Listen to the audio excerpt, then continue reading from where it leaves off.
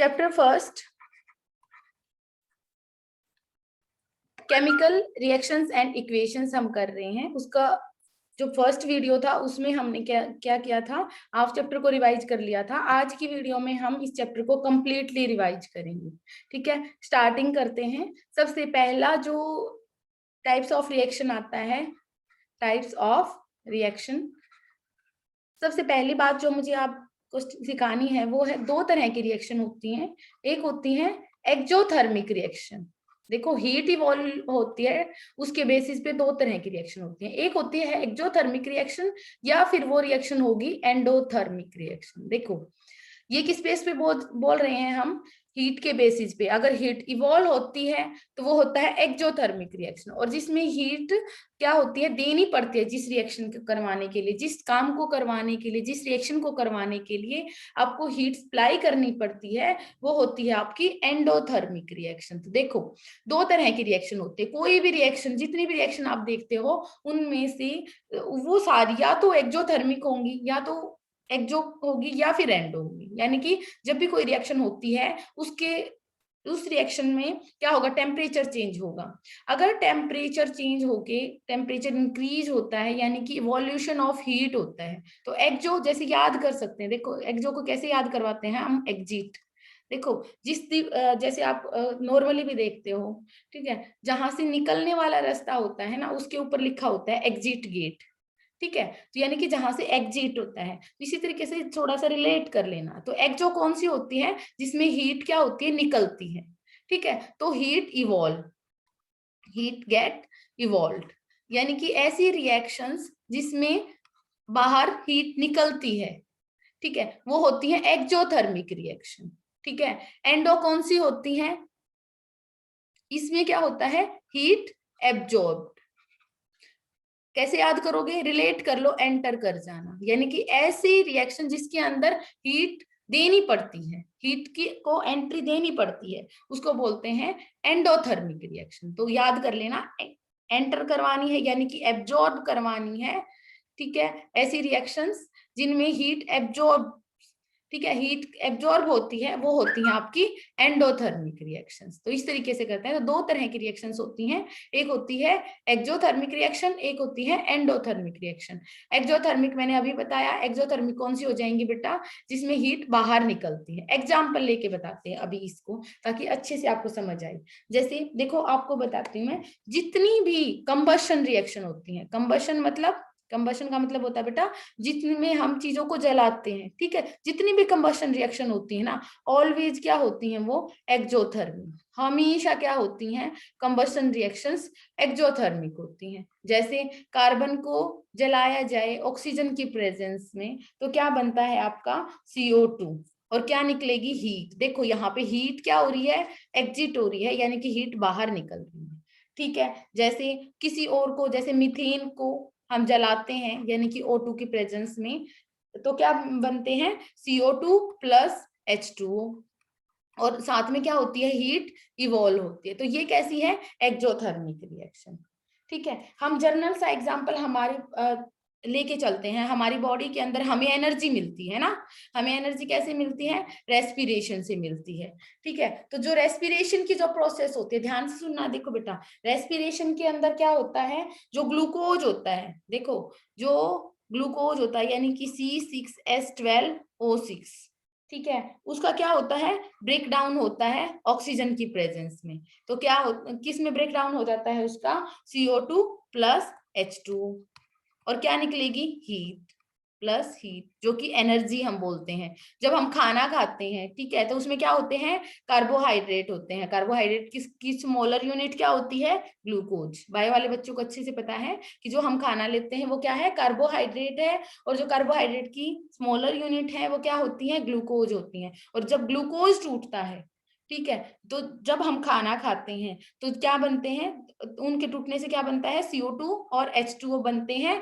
Plus heat क्या हो जाती है, इवॉल्व हो जाती है। तो ये किस तरह की रिएक्शन होगी, ये सारे एग्जांपल आपके एक्सोथर्मिक रिएक्शंस के एग्जांपल होगी। ठीक है, तो देखो सब में क्या हो रही है, हीट एग्जिट कर रही है, बाहर निकल रही है। नेक्स्ट पॉइंट आता है एंडोथर्मिक रिएक्शन, यानी कि एंटर करना, यानी कि जिसमें हीट देनी पड़े, आपको देनी पड़ेगी भाई। जैसे कल हमने एक बात की थी, कैल्शियम कार्बोनेट, ठीक है। जब इसको आप क्या करवाते हो, गर्म करवाते हो, यानी कि खूब हीट करवाते हो, तो क्या बनेगा, इसमें से कैल्शियम ऑक्साइड बनेगा प्लस कार्बन डाइऑक्साइड। तो इसके अंदर आपको हीट को देना पड़ा, हीट को एंट्री देनी पड़ी इसके अंदर, ठीक है, ऐसे याद करना। तो एंडोथर्मिक रिएक्शन, तो ये किस टाइप की रिएक्शन हो जाएगी, it will be endothermic reaction. तो आप इस तरीके से डिस्टिंग्विश करोगे कोई भी रिएक्शन। देखो अब मान लो मैं कोई भी ऐसी रिएक्शन लिख देती हूँ A+B और लिख देती हूँ C, अगर यहाँ पे हीट लिख दूं, मैंने कोई नाम नहीं लिखा यहाँ पे बेटा, देखो, और मैं ये पूछ लूं बताओ ये एक्सोथर्मिक रिएक्शन है या फिर एंडोथर्मिक रिएक्शन, तो आपको देखते ही बताना बेटा कि हीट इवॉल्व हो रही है, तो फॉर श्योर ये है एक्सोथर्मिक रिएक्शन। और अगर ऐसे लिख देता A+B+ हीट, ठीक है, और तब जाके सी बन रहा है, तो इसका मतलब ये कौन सी रिएक्शन है, it will be endothermic reaction. तो इस तरीके से हम क्या करते हैं, डिस्टिंग्विश कर सकते हैं कि एक्सोथर्मिक क्या होता है और एंडोथर्मिक। तो याद रखना आपकी क्लास का 10th क्लास का मोस्ट इंपॉर्टेंट क्वेश्चंस में से ये एक है, ये what is exothermic reaction, what is endothermic reaction, give 1 और 2 एग्जांपल्स, कोई भी 2 एग्जांपल्स दे दो, तो 2 एग्जांपल्स तो एटलीस्ट आपको याद करने हैं, ठीक है। तो आप इसको याद करोगे इस तरीके से, ठीक है। अब हम आगे प्रोसीड करते हैं। तो सब समझ आ गया होगा मेरे हिसाब से आप सभी बच्चों को कि एक्सोथर्मिक क्या होता है और एंडोथर्मिक। ये किस बेसिस पे बताया, देखो ये टाइप्स ऑफ रिएक्शन किसके बेसिस पे बताया मैंने, कि इवोल्यूशन ऑफ हीट के बेसिस पे बताया, ठीक है। अब जब हम जो आगे कैटेगराइज करेंगे वो जर्नल कैटेगराइज करेंगे। नॉर्मली हम रिएक्शंस को 4, अब देखो दूसरे पैटर्न पे, types of reaction, types of reaction.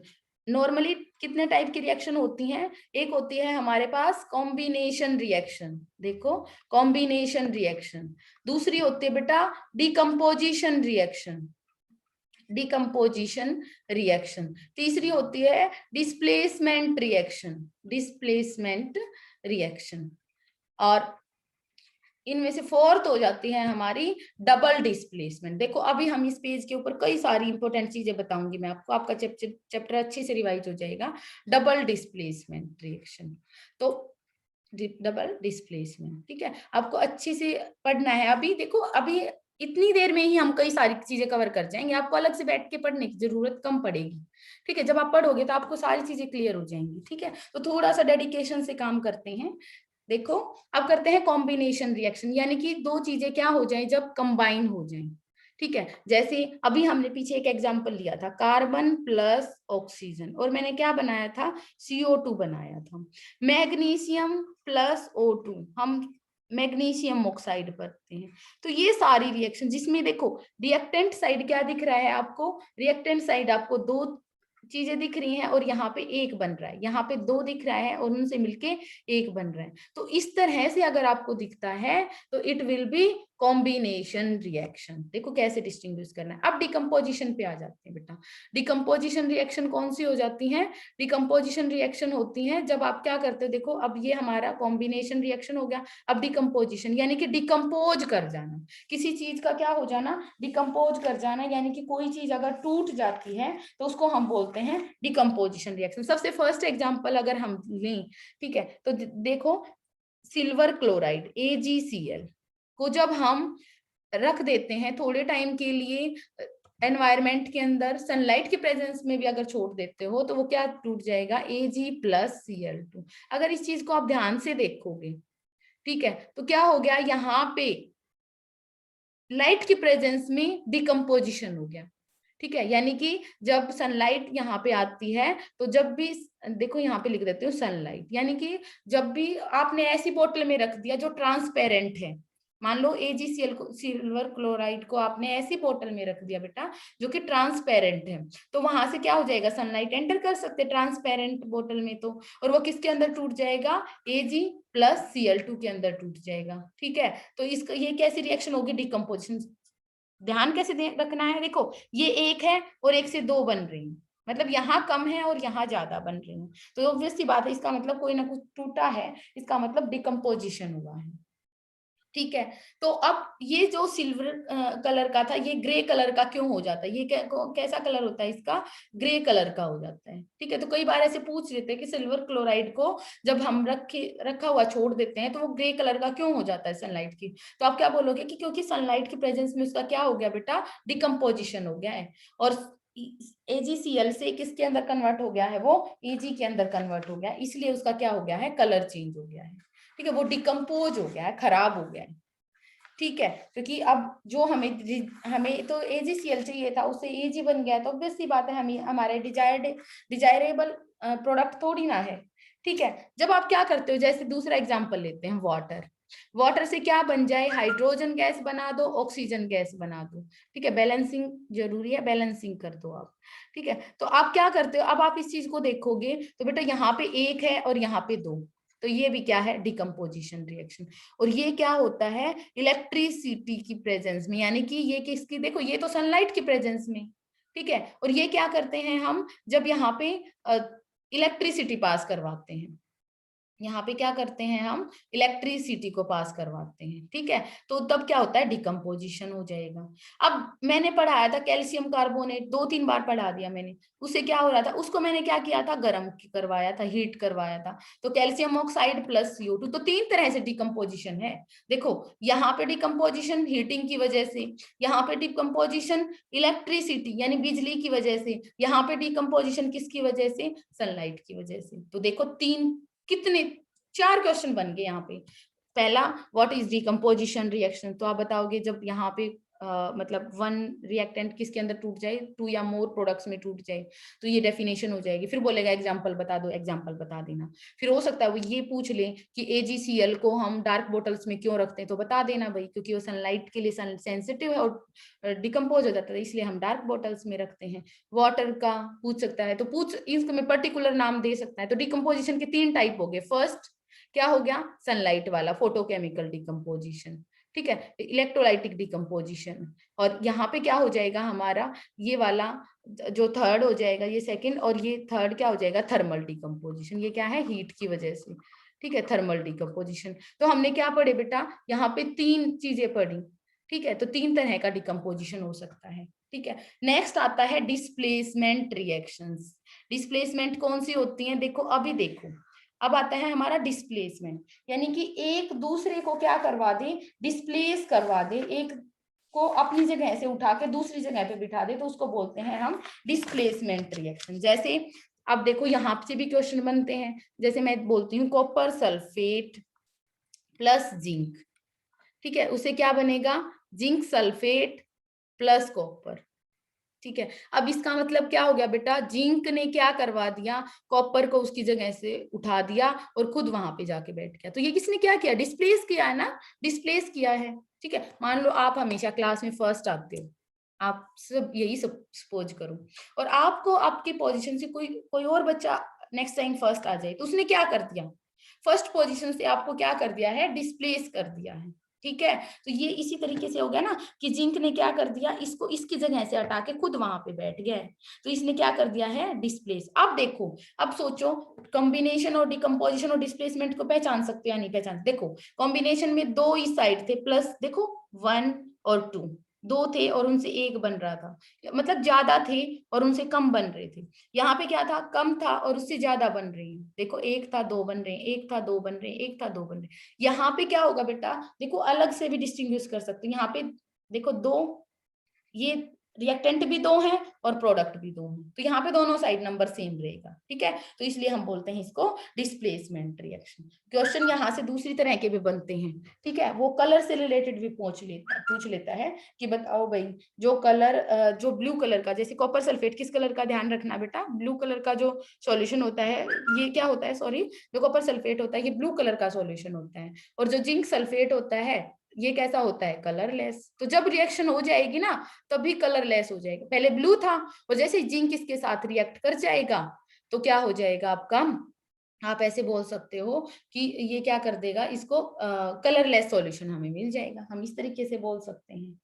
ठीक है, तो ये हमारी क्या हो जाएगी इस तरीके से डिस्प्लेसमेंट की, पूछ सकता है आपको कि डिस्प्लेसमेंट रिएक्शन क्या होती है, तो ये होगी हमारी डिस्प्लेसमेंट। नेक्स्ट आता है बेटा डबल डिस्प्लेसमेंट रिएक्शंस।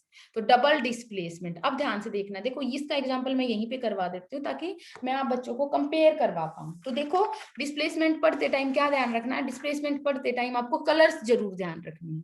देखो जैसे फेरस सल्फेट का ग्रीन कलर आ जाएगा, ठीक है, इस तरीके से लाइट ग्रीन कलर आएगा इसका। तो हालांकि इसका जो ये हाइड्रेटेड होता है ना उसका होता है लाइट ग्रीन कलर, तो अच्छे से पढ़ोगे तो सारी चीजें याद हो जाएंगी। तो इस तरीके से कलर भी ध्यान रखने, तो जब डिस्प्लेसमेंट करोगे, डिस्प्लेसमेंट रिएक्शंस, तो जो सॉल्यूशंस आ रही हैं उनके कलर भी आपको ध्यान रखने हैं, ठीक है। नेक्स्ट आता है हमारा double displacement reaction. Double displacement का एक एग्जांपल देके बताते हैं बेटा।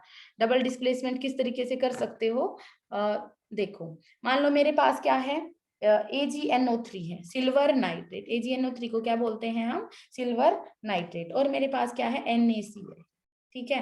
तो इससे क्या बनता है बेटा, AgCl, और क्या बनता है प्लस NaNO3।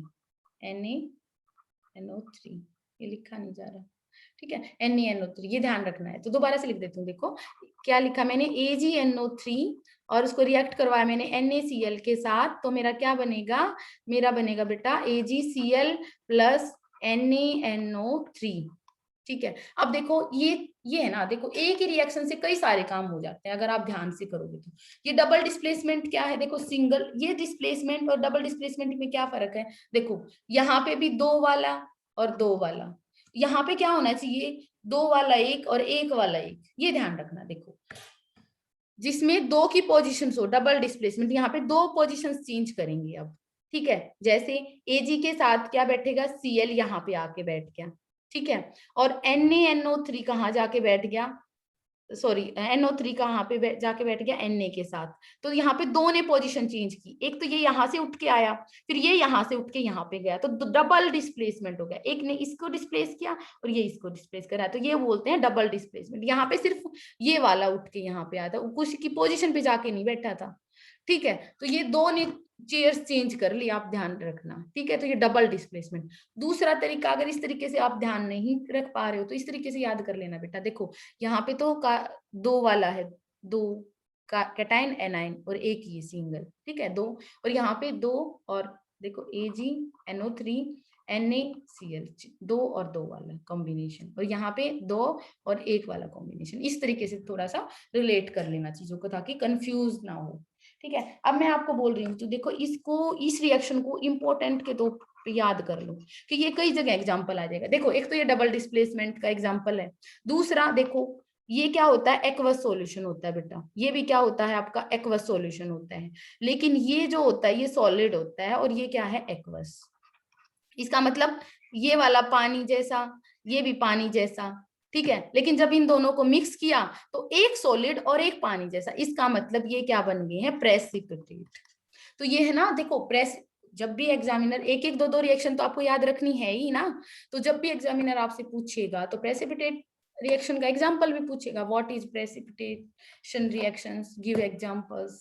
तो आपको एक एग्जांपल तो याद करना है ही, आप इस एग्जांपल को याद कर लो। इसको देखो, इसको प्रेसिपिटेशन वाले एग्जांपल के तौर पे भी रख देना जब प्रेसिपिटेट की रिएक्शंस के बारे में एक्सप्लेन करो, और इसको डबल डिस्प्लेसमेंट के तौर पे भी एक्सप्लेन कर देना कि भाई डबल डिस्प्लेसमेंट रिएक्शन ये होती हैं, और इस तरीके से क्या बोलोगे कि ये एग्जांपल है, ठीक है। तो दोनों जगह हम इसको क्या कर सकते हैं, यूज कर सकते हैं। तो एक दो सिलेक्टेड सी 10-12 रिएक्शंस तो आप बिल्कुल अच्छे से याद कर लो ताकि उनको आप पुट कर पाओ और याद कर पाओ, ठीक है। तो ये हमारा था डबल डिस्प्लेसमेंट रिएक्शंस क्या होती हैं, प्रेसिपिटेशन रिएक्शंस क्या होती हैं। नेक्स्ट जो हमारा टॉपिक आता है बेटा, इस तो ये आपको पूरा अच्छे से लर्न करना है। नेक्स्ट टॉपिक पे मूव करते हैं। नेक्स्ट आता है हमारा, अब देखो रिएक्शन को, दूसरी जो भी रिएक्शन है उसकी रिएक्शंस के बेसिस पे दो टाइप्स और हो जाती है। देखो एक कौन कौन सी, एक होता है कोई भी रिएक्शन का, कोई भी अगर रिएक्शन होती है तो उसके अंदर दो चीजें होती हैं, रेडॉक्स रिएक्शंस पढ़ो आप। रेडॉक्स रिएक्शन मतलब जितनी भी रिएक्शंस होती है ना उसके अंदर, उनको रेडॉक्स रिएक्शंस कैसे बोलते हैं, देखो जब जिसके अंदर ऑक्सीडेशन भी होता है, ऐसी रिएक्शन जिसके अंदर ऑक्सीडेशन भी होता है और साथ साथ में क्या होता है, रिडक्शन भी होता है। मतलब क्या होता है, एक का ऑक्सीडेशन हो जाए और दूसरे का रिडक्शन हो जाए, तो जिसके अंदर दोनों काम हो रहे होते हैं उसको बोलते हैं हम रेडॉक्स रिएक्शन। उस रिएक्शन को क्या बोलते हैं हम, रेडॉक्स रिएक्शंस बोलते हैं। ठीक है, ये चीजें अच्छे से समझाऊंगी मैं अभी। उसको समझने से पहले पहली बात सुनो ध्यान से, देखो। Okay, just a second. Okay, oxidation क्या होता है और रिडक्शन क्या होता है। सबसे पहले हम बात करते हैं ऑक्सीडेशन। देखो डेफिनेशन से हिसाब से बात करेंगे। और रिडक्शन, रिडक्शन देखो सबसे पहले ऑक्सीजन की फॉर्म में दो तीन तरीके से इसकी डेफिनेशन दी जाती है। ऑक्सीडेशन क्या होता है, गेन ऑफ ऑक्सीजन, उसको क्या बोलते हैं हम, ऑक्सीडेशन बोलते हैं। और जहां पे क्या होता है, लॉस ऑफ ऑक्सीजन, उसको क्या बोलते हैं हम, रिडक्शन बोलते हैं। तो ध्यान रखना, गेन ऑफ ऑक्सीजन ऑक्सीडेशन, और लॉस ऑफ ऑक्सीजन क्या हो जाता है हमारा, रिडक्शन हो जाता है। ठीक है, अब हम एक एग्जांपल लेके बताते हैं कि किस तरीके से आप इस चीज को कर सकते हो। जैसे हमारे पास क्या है, मान लो मैं एक रिएक्शन लिख देती हूँ, कॉपर ऑक्साइड प्लस H2, ये क्या हो गया, यहाँ से Cu प्लस H2। इस चीज को ध्यान से देखना बेटा। देखो ऑक्सीजन को सेंटर में रखो पहले। देखो अब मैं देखना है, कॉपर ऑक्साइड यहां से यहां तक गए, ध्यान से देखो, यहां से यहां तक गए। तो देखो कॉपर यहाँ पे था और यहां तक जाते जाते कॉपर नहीं है, तो इसका मतलब लॉस ऑफ, सॉरी ऑक्सीजन नहीं था, सॉरी सॉरी, ठीक है, दोबारा से बोलती हूँ। कॉपर ऑक्साइड में यहाँ पे ऑक्सीजन था और लेकिन यहाँ से रिएक्टेंट से प्रोडक्ट साइड गए तो ऑक्सीजन नहीं था। इसका मतलब क्या हो गया हमारे पास, लॉस ऑफ ऑक्सीजन। और लॉस ऑफ ऑक्सीजन मतलब सब बच्चों को पता है, इसका मतलब क्या हो गया है, ऑक्सीडेशन। ठीक है, एग्जामिनर रिएक्शन आपको देगा और आपसे पूछेगा, तो सिंपली आपको क्या चेक करना है, आपको ये पकड़ लेना है कोई भी एलिमेंट और जाके चेक कर लेना है। कॉपर को पकड़ लिया, कॉपर ऑक्साइड को, और यहाँ तक देखा कि भाई लॉस ऑफ ऑक्सीजन हो गया। इट मीन्स क्या बोलोगे, कॉपर ऑक्साइड गेट क्या होता है, लॉस ऑफ, सॉरी सॉरी, ये दोबारा से बोलते बेटा, सॉरी। लॉस ऑफ ऑक्सीजन क्या होता है, रिडक्शन। ये क्या होता है, रिडक्शन। ठीक है, लॉस ऑफ ऑक्सीजन क्या होता है, रिडक्शन। तो क्या हो गया, कॉपर ऑक्साइड गेट रिड्यूस्ड, तो आप बोलोगे इसका क्या हो गया है, रिडक्शन हो गया है। ठीक है, तो कॉपर ऑक्साइड क्या हो गया है, रिड्यूस हो गया। अब देखो, अब दूसरे पार्ट को देखो। रिएक्टेंट में एक देख लिया हमने, दूसरे रिएक्टेंट को देखो, हाइड्रोजन। हाइड्रोजन यहां से यहां पे गया तो उसने क्या ले लिया, gain of oxygen, gain of oxygen. ठीक है, और अगर उसने ऑक्सीजन ले लिया है, इसका मतलब गेन ऑफ ऑक्सीजन को कैसे लिखोगे बेटा, गेन ऑफ ऑक्सीडेशन होता है ऑक्सीडेशन। इसका मतलब इसका क्या हो गया है, it means H2 get oxidised, hydrogen का क्या हो गया है, ऑक्सीडेशन हो गया है, सिंपली। ठीक है, आपको सिर्फ 2 लाइनें याद करनी है और आपका काम पूरा हो जाएगा। ठीक है, अब 2 टर्म और रिलेट करवाती हूँ। कैसे, एक टर्म है हमारे पास बेटा ऑक्सीडाइजिंग एजेंट, और एक होता है हमारे पास रिड्यूसिंग एजेंट। ठीक है, अब मैंने इस वाले पार्ट में आपको ये सिखाया कि बेटा कॉपर ऑक्साइड का क्या हुआ है, रिडक्शन हुआ है, बेटा हाइड्रोजन का क्या हुआ है, ऑक्सीडेशन हुआ है। अब आपसे पूछ सकता है कि ठीक है भाई, एक का ऑक्सीडेशन हुआ है, एक का रिडक्शन हुआ, आप मुझे ये बताओ इस रिएक्शन में ऑक्सीडाइजिंग एजेंट कौन है और रिड्यूसिंग एजेंट कौन है। तो आपको सिंपली कैसे करना है, आप ध्यान रखो। देखो, जिसके साथ जो रिडक्शन, जिसका रिडक्शन होता है, जिसका रिडक्शन, वो ऑक्सीडाइजिंग एजेंट है। इसका मतलब ये ऑपोजिट होता है थोड़ा सा। ठीक है, ये क्या हो जाएगा, ऑक्सीडाइजिंग एजेंट, क्योंकि इसने क्या किया है, दूसरे का ऑक्सीडेशन किया है। ठीक है, तो जिसका रिडक्शन हुआ है, ध्यान रखना, जिसका रिडक्शन होगा उसके लिए क्या हो जाएगा, ऑक्सीडाइजिंग। इसका मतलब it means copper oxide is reducing agent, sorry oxidising agent. ठीक है, सिंपली।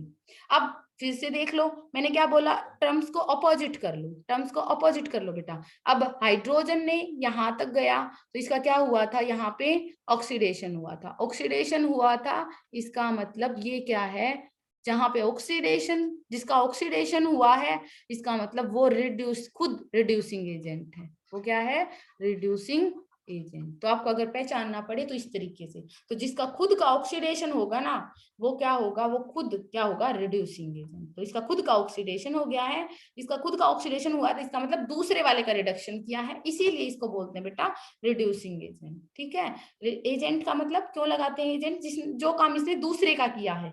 ठीक है, देखो इसका ऑक्सीडेशन हुआ है तो दूसरे का क्या हुआ है, रिडक्शन हुआ है। ठीक है, तो दूसरे का क्या काम किया है, इसने रिडक्शन का काम किया है, इसलिए ये क्या होगा, रिड्यूसिंग एजेंट। तो ध्यान रखना है, ऑक्सीडेशन होगा जिसका, वो तो रिड्यूसिंग एजेंट, और जिसका रिडक्शन होगा वो क्या हो जाएगा, आपका ऑक्सीडाइजिंग एजेंट। जस्ट सिंपली आपको ऐसे करना है। ठीक है, तो ये हो गया हमारा ऑक्सीजन की टर्म में। ठीक है, अब दूसरे तरीके से पढ़ते हैं। अगर मान लो हमें ऑक्सीजन ना दे रखी हो, मान लो मेरे पास कोई ऐसा एग्जाम्पल है जिसमें मेरे पास ऑक्सीजन नहीं है, जैसे एक एग्जाम्पल लिख देती हूँ बेटा, H2S plus Cl2 S plus HCl। अगर आपको ऑक्सीजन दिखता है तो ऑक्सीजन की फॉर्म में याद कर लेना, सिंपल है।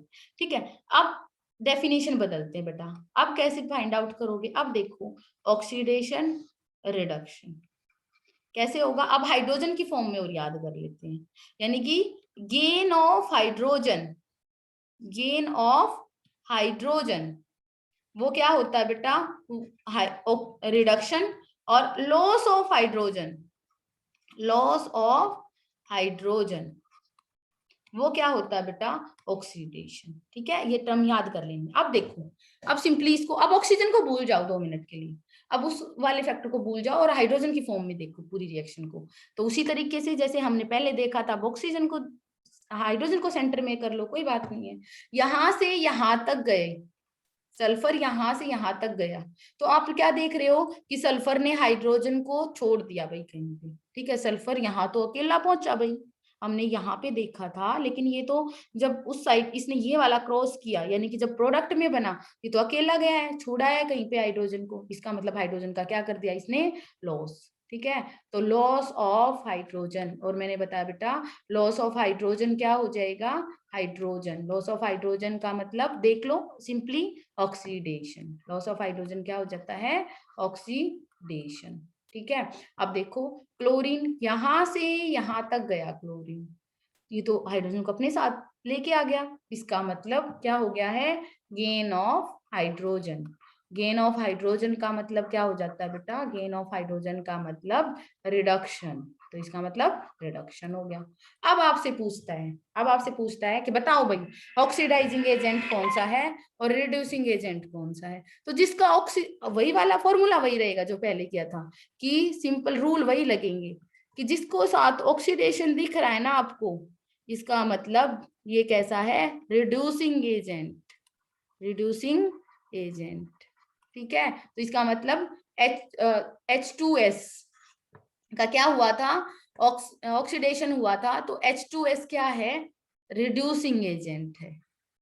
ठीक है, अब यहाँ पे देखो, क्लोरीन यहां से यहां तक गया, इसका रिडक्शन हुआ था, क्लोरीन का क्या हुआ था, रिडक्शन, इसका मतलब मैंने बोला ऑपोजिटली याद करो बेटा, रिडक्शन हुआ है तो इसका मतलब ये क्या है, ऑक्सीडाइजिंग एजेंट।